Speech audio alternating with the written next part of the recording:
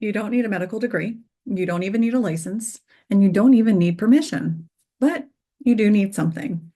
Chances are, if you're clicking on this video, it means that you are wondering what kind of training you need to be a death doula. And me too. When I first started and heard about death doulas, I was obsessed, but I was also confused. I wanted to do the work, but I just didn't know where to start. And every time I clicked on a link or a site and researched the different types of programs that were out there, I was like, ugh, I was overwhelmed.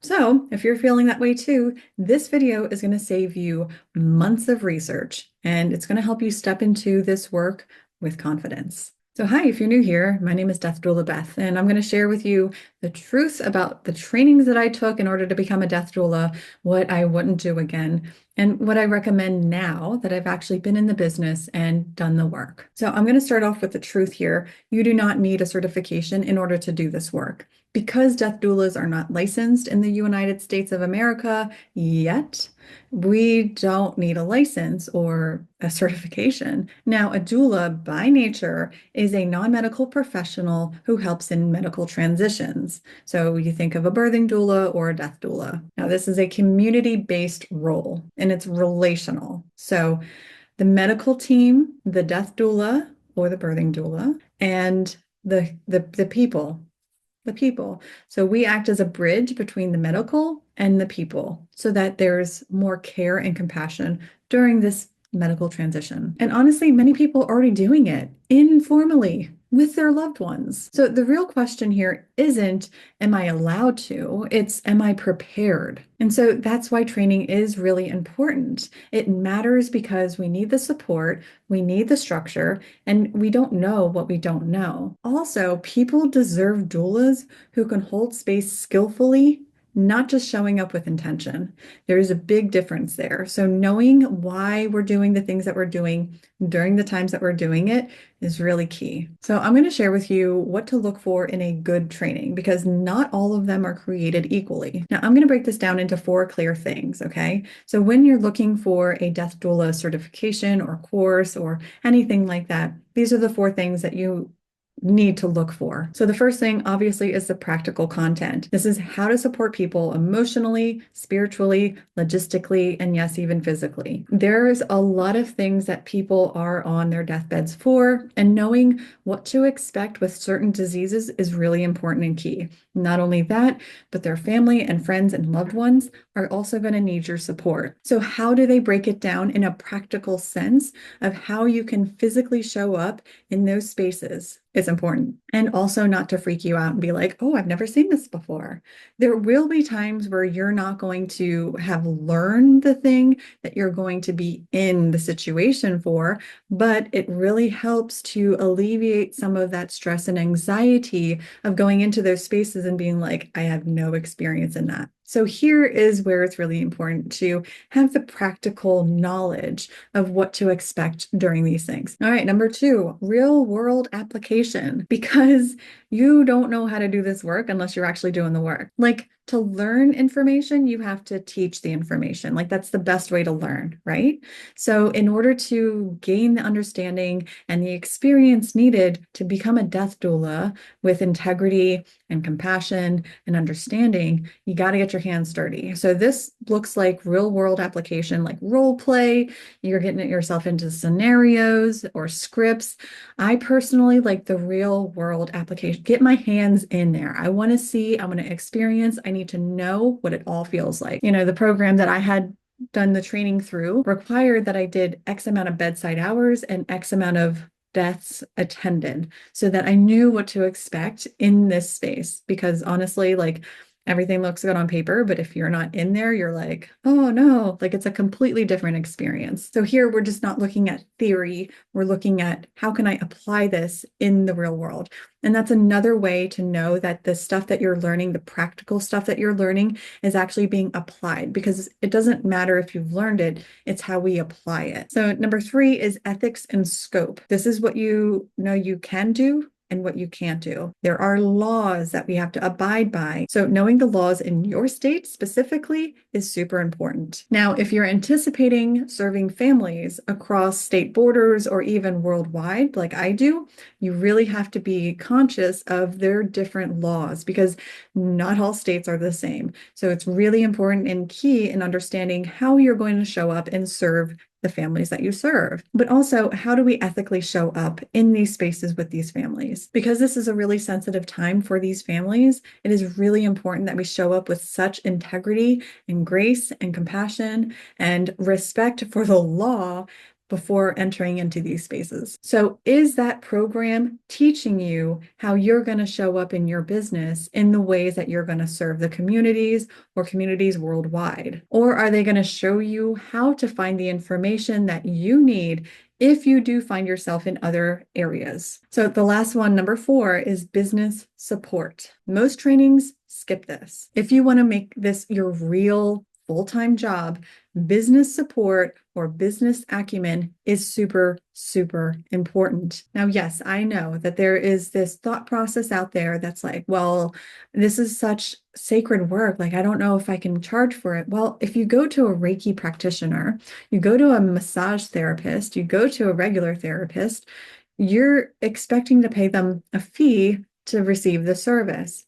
Same goes for this. And I love the heart behind it, but it's really important that if you want to make this your full-time job and not just something on the side, you really get super specific on what you need as the business support that you are looking to go to. I remember looking for trainings in the past, and all I would see is the practical knowledge of what a death doula does, how they can do the work, and how they can support the families, the ethics and the laws that are needed and where to find it, but they left out the business part. Now, the reason why I hired a business coach after I became a death doula, it's not because the program that I selected to do my death doula training in didn't offer that, because they did. They did a wonderful job.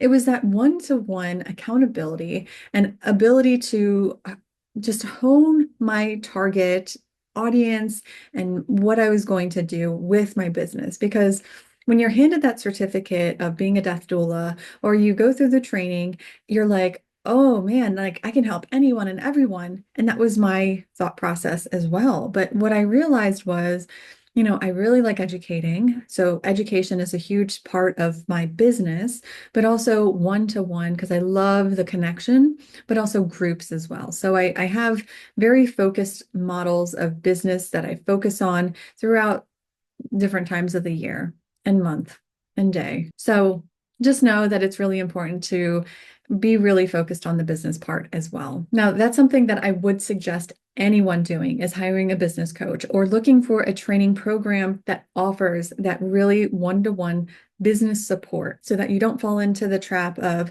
well, I feel guilty for charging for my services. Yes, I'm looking at you. Now, I promised you at the beginning of this video that I would share with you the trainings that I did in order to prepare to becoming a death doula. So here are some of the trainings that I did in non-chronological order that helped me to where I am today. And there are other trainings, but I didn't feel like they were necessary in this particular video. I was a CPR certified instructor, so I do still do that from time to time. I teach people and I certify people how to become CPR certified, use AEDs, do standard first aid. Not necessarily needed in the death and dying space, but it's also an important skill to have when coming to a place of teaching, right? Educating and presenting. Now, I'm not saying that you need to be a CPR instructor in order to be in this space. And what I am saying is that I got really comfortable with being in front of people and educating them. So the second thing that I got certified in was Nushu modality. And Nushu is just a way that we hold groups where everyone feels seen, heard, and understood, but in a way that was unlike any other community group that I've ever been in. And so in leading these groups like a death cafe or a circle where we talk about death and dying, I'm able to lead those groups in a way that is more meaningful. But also it spills over to personal, because I've learned a lot through the Nushu certification process that allows me to hold space for people one-on-one as well. Now, the next one I want to share with you before I became a death doula is I became a Reiki level 3 practitioner, master teacher. again, see, there's this ripple effect of teaching, hence these videos too. But I became a Reiki level 3 because I knew that I wanted to be in that space. There is something so healing about human touch, right?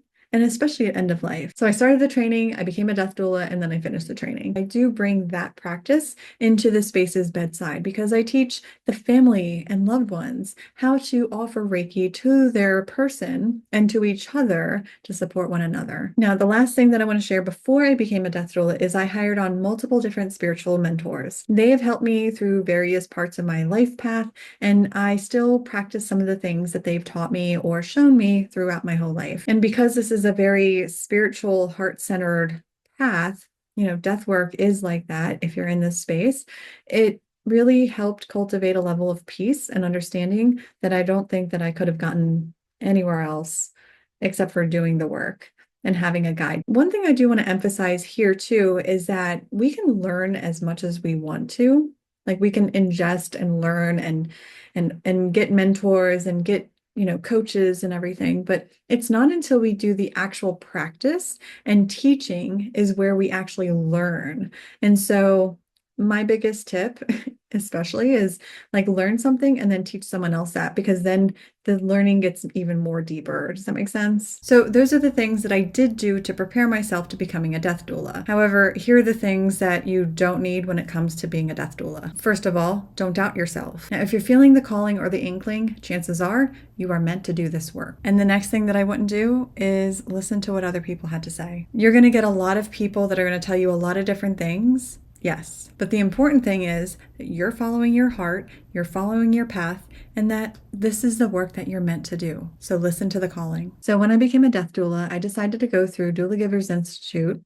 I love Suzanne O'Brien. I love the free webinar that she had, and I felt like a calling to go that route. One, she was an oncology nurse, and I was like, cool, I get to learn more medical terminology. That's what was really important to me when I was doing my learning. And it was self-paced. So my schedule was busy and I wasn't able to go and attend classes. So it was really helpful that everything was self-paced. They also had worksheets and a workbook and audio so that I could listen to it on my way to wherever I was going. So that was really helpful as well. I will say that the formal training that I got in Doula Givers Institute was all things that I already knew from my research before.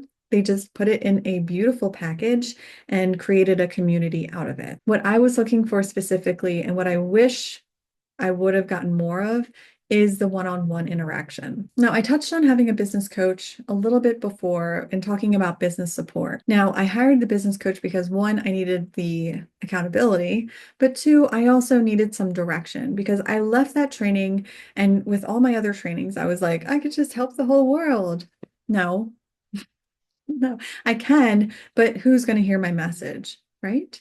And so leaning into my own gifts and skills, things that light me up, was something that a business coach really helped me hone in on and get really super focused on. So I'm really loving educating and training. And so mentorship is one of the things that we got really clear on. And shout out to Yogi Brian. If you are looking for a business coach, he is phenomenal. He's worth every single penny. Anyway, back to here. When I first started, I did a lot of volunteer work. I did a lot of free work, and it gave me a foundation, yes. And it's not just about money, it's about sustaining an income so that when you do this work, you're not frazzled and burnt out and just wondering where the next dollar is going to come through. It's more of like, how is this all aligning? How can I make this my full-time income? So after years of doing this work and supporting real families, I did put together a training and a mentorship program that balances both emotional and practical tools and business tools to do this well. And if you're seeing this before June 1st, 2025, I am working on a course, an online course that will get you all the practical tools that you need to start doing this work. And if you're a part of my newsletter subscriber list, you will get firsthand the lowest possible deal ever on this course. But if it's after June 1st, 2025, sorry about your luck. So if you're wondering if you're meant to do this work, I made another video that walks you through the 5 ways you're being called to be a death doula. I'll link it somewhere up here. And you might already be doing the work, so you just maybe not have claimed it quite yet. And I also want to remind you that you're not behind. You're not late. You are being called, and the right path will feel grounded and not panicked. So if you'd like to, you can book a clarity call with me. You can sign up for my newsletter and get the free conscious death checklist and also first dibs on the course, or you can watch the 5 signs you're meant to be a death doula next. So until the next time, be good to yourself. Bye for now.